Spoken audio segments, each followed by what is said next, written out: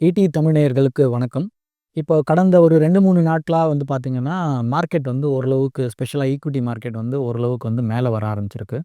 நெறைய பேரோட கேள்வி என்ன அப்டின்னா, இந்த மாரி நேரத்தில ஒரு இன்வெஸ்டரா நான் எந்தெந்த விஷயத்தில பண்ணணும்? எந்தெந்த மிஸ்டேக்ஸ நான் அவாய்ட் பண்ணணும்? அப்டின்ற கேள்வி பரவலா இருக்கு. முதல்ல முக்கியமா நம்ம பார்க்க வேண்டிய விஷயம் அப்டின்னு பார்த்தீங்கன்னா, மார்க்கெட்ட பொறுத்தவரைக்கும் இது ஒரு லாங் டெர்ம் இன்வெஸ்ட்மென்ட் அப்டின்னு நம்ம புரிஞ்சுக்கணும். எப்பவுமே இத லாங் டெர்ம் அப்டின்னு சொல்றோமே, ஏன் இந்த லாங் டெர்ம் இருக்கணும் அப்டின்னு பார்த்தீங்கன்னா, எதிர்காலத்த நோக்கி தான் நம்ம இன்வெஸ்ட்மென்ட் பண்றோம். எப்பவுமே பார்த்தீங்கன்னா, நேத்து என்ன நடந்ததுன்னு கேட்டா எல்லாராலயும் சொல்ல முடியும். நாளைக்கு என்ன நடக்க போகுதுன்னு கேட்டா யாராலயுமே எதுவுமே சொல்ல முடியாது. ஸோ நீங்க இன்வெஸ்ட்மென்ட் பண்றது எல்லாமே பார்த்தீங்கன்னா, ஃபியூச்சர நோக்கி தான் பண்ணிட்டு இருக்கீங்க. அப்ப ஃபியூச்சர நோக்கி பண்ணும்போது கண்டிப்பா அன்சர்டனிட்டின்றது எப்பவுமே உண்டு. நேத்திக்கும் அன்சர்டனிட்டி இருந்தது. பட் ஆனா அது முடிஞ்சு போனனால அது சர்டனா மாறிடுச்சு. இப்ப நாளைக்குன்னும்போது பார்த்தீங்கன்னா, நாளைக்கு என்ன நடக்க போகுதுன்றது இன்னைக்கு வரைக்கும் தெரியாதனால அது அன்சர்டன். ஸோ அதனால இன்வெஸ்டிங் இஸ் ஆல் அபௌட் ஃபியூச்சர்ன்றனால அந்த அன்சர்டனிட்டி எப்பவுமே இருக்கும்.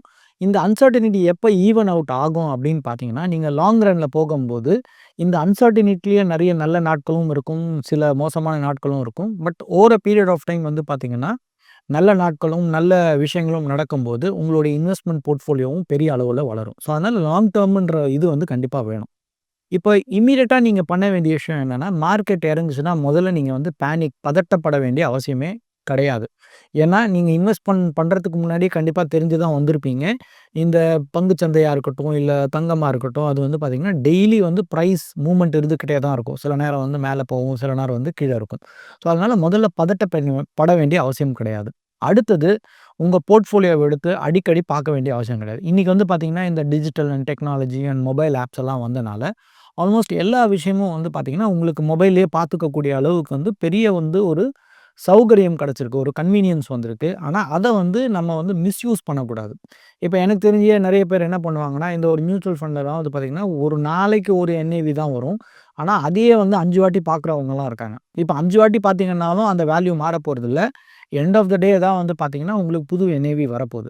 ஸோ, முதல்ல இந்த அடிக்கடி இந்த உங்க போர்ட்ஃபோலியோவ பார்க்கறதுனால எந்த பிரயோஜனமும் கிடையாது. அத விட ரொம்ப முக்கியமா, மார்க்கெட் கீழ இறங்கியிருக்கும்போது, ஸ்பெஷலி உங்களுடைய போர்ட்ஃபோலியோல பார்த்தீங்கன்னா, நெகட்டிவ் ரிட்டர்ன் இருக்கும்போது நீங்க அடிக்கடி பார்த்தீங்கன்னா, மோஸ்ட் லைக்லி உங்களுடைய மனசு பார்த்தீங்கன்னா, கட்டுப்படுத்தவே முடியாது. அப்போ என்ன ஆகும்னா, சம்டைம்ஸ் தப்பான நேரத்தில நீங்க பணத்த வெளிய எடுக்க வேண்டிய சூழலுக்கு தள்ளப்படுவீங்க. தப்பான நேரத்தில பணத்த எடுத்துட்டீங்கன்னா, உங்களுக்கு ஆக்சுவலா ஒரு நோஷனல் லாஸா இருந்தது பெர்மனன்ட் லாஸா மாறிடும். அதாவது இப்போ ரூ. 1,00,000 நீங்க போட்டிருக்கீங்க. அது இன்னைக்கு ரூ. 90,000 இருக்குன்னு வச்சுக்கோங்களேன். நீங்க அத நோஷனல் லாஸ். ஏன்னா இன்னும் நீங்க பணத்த வெளிய எடுக்கல. அது நோஷனல் லாஸ். ஈவென்ச்சுவலா என்னைக்காவது ஒரு நாள் அது பார்த்தீங்கன்னா, 1,00,000 தாண்டி 1,50,000 இல்ல 2,00,000 கூட போகலாம். அப்ப இந்த நீங்க ரூ. 10,000 கீழ இறங்கிச்சுன்னே பார்த்துக்கிட்டே இருந்தீங்கன்னா, அது நோஷனல் லாஸ். பட் ஈவென்ச்சுவலா அது பார்த்தீங்கன்னா, ப்ராஃபிட்டா மாறிடும். அதுவே நான் பதட்டத்த ஜாஸ்தியாக்கிட்டு, அந்த ரூ. 90,000 இருக்கும்போதே நான் பணத்த வெளிய எடுத்துட்டேன்னு வச்சுக்கோங்களேன், நான் நிரந்தரமா அந்த ரூ. 10,000வும் இழந்துர்றேன். ஸோ, அதனால கண்டிப்பா இந்த அ பேனிக்ல இருந்து நீங்க கண்டிப்பா வெளிய வரணும். அடிக்கடி இந்த போர்ட்ஃபோலியோவ பார்க்க வேண்டியத கண்டிப்பா நீங்க தவிர்க்கணும். அதுக்கப்புறமா நீங்க ஆல்ரெடி ஒரு எஸ்ஐபி பண்ணிட்டுருக்கீங்க, இல்ல ஒரு இன்வெஸ்ட்மென்ட் பண்ணியிருக்கீங்க அப்டின்னா, அத ஸ்டாப் பண்றதோ, இல்ல வெளிய எடுக்கிறத பத்தி ஆல்ரெடி பார்த்துட்டோம். இப்ப எஸ்ஐபிலாம் கன்டின்யூ பண்றீங்கன்னா, நீங்க தைரியமா பண்ணலாம். ஏன்னா நீங்க ஆரம்பிச்சம்போது 10 வருஷத்துக்கு போடணும்னு நெனச்சு தான் ஆரம்பிச்சிருப்பீங்க. மேபி நீங்க ஆரம்பிச்சு 1 வருஷம் தான் ஆயிருக்கலாம். ஸோ, இன்னும் 9 வருஷம் டைம் இருக்கு. ஸோ, அதனால நீங்க பதட்டப்படாம உங்களுடைய எஸ்ஐபிய தொடர்ந்து பண்ணிக்கிட்டே இருக்கலாம். அதுக்கப்புறமா நெறைய பேர் பார்த்தீங்கன்னா, கடந்த 1 வருஷத்துலயோ, இல்ல 2 வருஷத்துலயோ, இல்ல 3 வருஷத்துலயோ ரிட்டர்ன் நல்லா இருக்கான்னு பார்த்து இன்வெஸ்ட் பண்றவங்க நெறைய பேர் இருக்காங்க. பட் எப்பவுமே நீங்க பாஸ்ட் ரிட்டர்ன் நல்லா இருக்குன்றதுக்காக நீங்க இன்வெஸ்ட் பண்ணக்கூடாது. ஏன்னா, பாஸ்ட்னா ஆல்ரெடி முடிஞ்சு போன விஷயம். இது ஆல்ரெடி இன்வெஸ்ட் பண்ணவங்களுக்கு கிடைச்ச ரிட்டர்ன். இப்ப நீங்க இன்னைக்கு தான் இன்வெஸ்ட் பண்ண போறீங்க அப்டின்னா, நீங்க இங்கருந்து அவங்க வெயிட் பண்ண மாரி ஒரு 3 வருஷமோ, இல்ல 5 வருஷமோ, 10 வருஷமோ வெயிட் பண்ணா தான் உங்க போர்ட்ஃபோலியோல அந்த ரிட்டர்ன் கிடைக்கும்.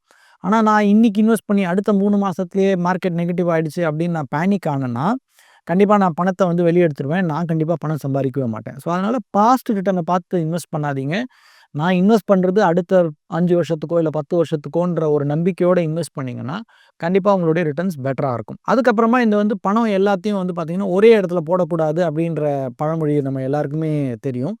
ஆ இத எப்படி போடணும் அப்படின்னா, முதல்ல உங்களுடைய பணத்த பார்த்தீங்கன்னா, ஒரு சேஃபான இடத்துல கொஞ்சம் பணத்த வச்சிருக்கலாம். அது உங்களுடைய எஃப்டி மாரி ஒரு இடத்துல உங்களுடைய தொகையில கொஞ்சம் தொகை அங்க இருக்கலாம். அதுக்கப்புறமா கொஞ்சம் பணம் நீங்க ஈக்விட்டி மியூச்சுவல் ஃபண்ட்ஸ்ல போடலாம். கொஞ்சம் பணத்தை நீங்கள் ஹைப்ரிட் ஃபண்ட்ஸில் போடலாம். கொஞ்சம் பணம் தேவைப்பட்டால் கோல்டு ஃபண்டுலேயும் போடலாம். அப்போ என்ன ஆகும்னா, உங்களுக்கு எது எப்படி நடந்தாலும் உங்களுடைய இந்த எஃப்டி வந்து கீழே இறங்காது. ஸோ அது சேஃப் ஆயிடுது. இன்னொரு பக்கம் வந்து ஈக்விட்டி மார்க்கெட் நல்லா பண்ணுச்சுன்னா, கோல்டு நல்லா பண்ணாது. சில நேரம் கோல்டு நல்லா பண்ணும்போது ஈக்விட்டி நல்லா பண்ணுது. அப்போ ஓவராலா உங்க போர்ட்ஃபோலியோ வந்து பார்த்தீங்கன்னா, ஓரளவுக்கு வந்து தொடர்ந்து பெரிய வீழ்ச்சி அடையாம தொடர்ந்து ஒரு ரீசனபிள் ரேட் ஆஃப் ரிட்டர்ன்ல வந்து மேல வர்றதுக்கான பாசிபிலிட்டி இருக்கு. ஸோ அதனால டைவர்சிஃபை பண்றது கண்டிப்பா ஒரு நல்ல ஸ்ட்ராட்டஜி. ஸ்பெஷலி எனக்கு வந்து இந்த ரிஸ்க்க வந்து என்னால பார்க்க முடியல. என்னோட போர்ட்ஃபோலியோ கீழ இறங்குனா என்னால வந்து பயப்படாம இருக்க முடியல அப்படின்னா, டைவர்சிஃபை பண்றது வந்து ஒரு நல்ல ஒரு ஆப்ஷனா இருக்கும். அதுக்கப்புறம் நெறைய பேர் கேட்பாங்க, என்னோட போர்ட்ஃபோலியோவ நான் அடிக்கடி ரீபேலன்ஸ் பண்ணணுமா அப்படின்ட்டு.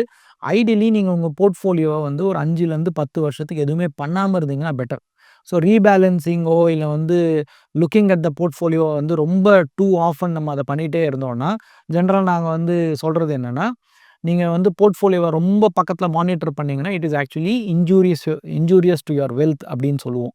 ஸோ அதனால ரொம்ப பக்கத்துல போய் இத பார்க்க வேணாம். அட்லீஸ்ட் ஒரு 1 வருஷம், 3 வருஷத்துக்கு ஒரு வாட்டி நீங்க உங்க போர்ட்ஃபோலியோ அதாவது கரெக்ட்டான போர்ட்ஃபோலியோவ நீங்க பில்ட் பண்ணிட்டீங்கன்னா, ஒரு 1லேருந்து 3 வருஷம் நீங்க கண்டிப்பா வந்து பொறுமையாவே பார்க்கலாம். ஏன்னா, நீங்க எங்க போணும்னு தெரியும். அதுக்கேத்த மாரி ஒரு ஃபண்ட நீங்க சூஸ் பண்ணியிருக்கீங்க.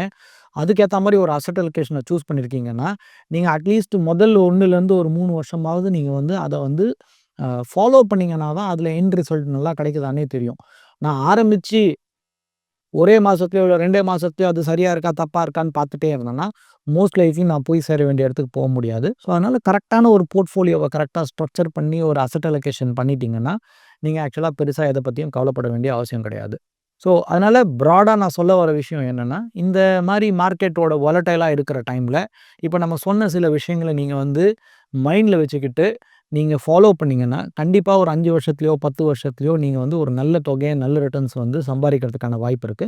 ஸோ அதனால எல்லாம் கடந்து போகும்னு சொல்றா மாரி, இந்த ஒரு நெகட்டிவ் ரிட்டர்ன்ஸ் குடுக்குற மார்க்கெட்டும் வந்து பார்த்தீங்கன்னா, இவென்ச்சுவலா பாசிட்டிவா மாறிடும். ஏன்னா இது நமக்கு மட்டும் இல்ல. இதுக்கு முன்னாடி பல டைம் இந்த மாரி நடந்திருக்கு. இதுக்கப்புறமும் பல டைம் நடக்க போது.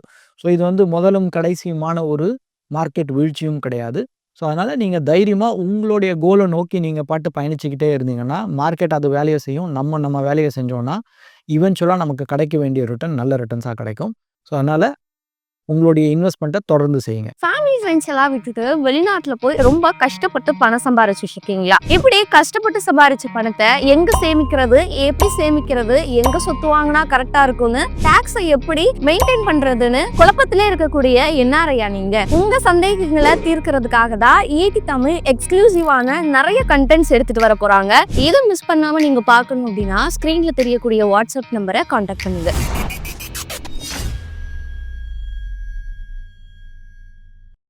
மேலும் ஈடி தமிழ் சேனல்ல வரப்போகும் பிசினஸ் மற்றும் அது ரிலேட்டடான வீடியோவை பார்க்க உடனே கீழே இருக்க சப்ஸ்கிரைப் பட்டனை கிளிக் பண்ணுங்க.